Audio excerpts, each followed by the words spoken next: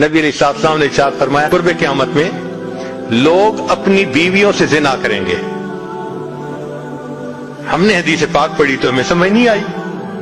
ہم نے اپنے استاد سے پوچھا کہ استاد جی یہ کیا معنی ہے کہ اپنی بیویوں سے زنا کریں گے؟ تو انہوں نے فرمایا ہاں اس کی کئی صورتیں ہیں.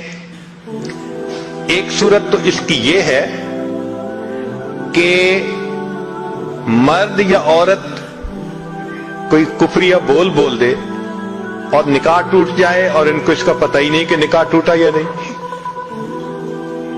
اور واقعی آج تو کفریہ کلمات کا علم ہی نہیں لوگوں کے پاس. بہت سینسیٹیو مسئلہ ہے یہ. مالا بدہ من میں فارسی کی کتاب ہے, ہم مفتی صاحب سے پڑھ رہے تھے تو جب انہوں نے کلمات کفر پڑھائے تو ہماری آنکھیں کھل گئیں. اس میں حضرت مفتی کفایت اللہ رحمۃ اللہ علیہ نے لکھا ہے, نہ مفتی قاضی ثناء اللہ پانی پتی رحمۃ اللہ علیہ نے لکھا ہے کہ اگر دو بندے گفتگو کر رہے تھے, ایک نے کہا کہ یہ تو شریعت کی بات ہے اور اگلے نے جواب دیا رکھ پرے شریعت کو فقد کفر, وہ آدمی کافر ہو گیا. شریعت کے بارے میں ایسی بات کہہ دینا کہ رکھ پرے شریعت کو, ایمان کہاں بچتا ہے؟ سوچئے. تو ہمیں چاہیے کہ ہم علماء سے پوچھیں کہ بھئی کلمات کفر کون کون سے ہیں. یہ نہ ہو کہ کہیں ایسے جملے ہم بولیں. کئی جملے تو بہت کامن ہیں.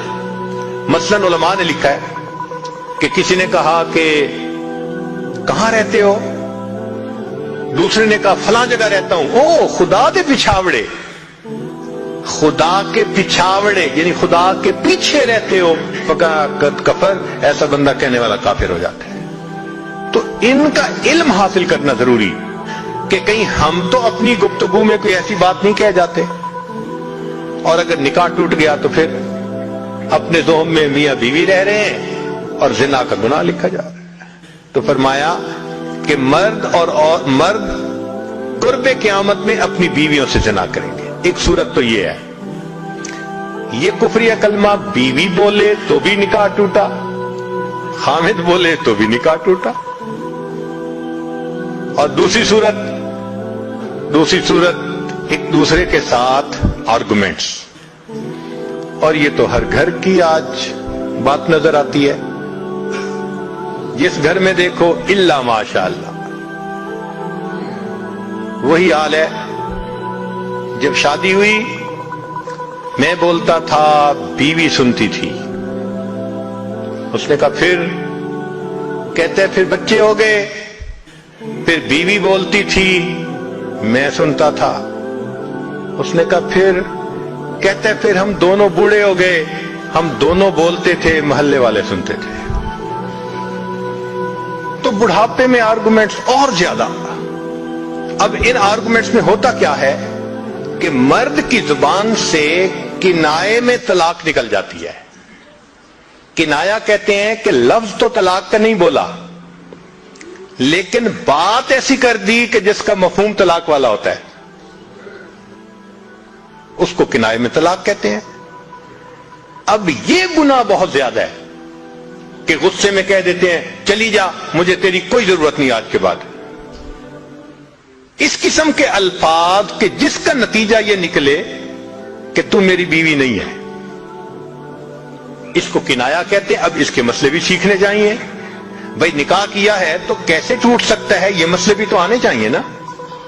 یہ کہاں لکھا ہوا ہے کہ آپ ٹیکس کے سب مسائل جانتے ہیں, بزنس کے سب کوڈز جانتے ہیں, فلاں کا سب نالج آپ نے حاصل کیا ہوا ہے, اور ایک مومن نکاح کر لیتا ہے اور اس کو نکاح طلاق کا پتہ ہی نہیں ہوتا.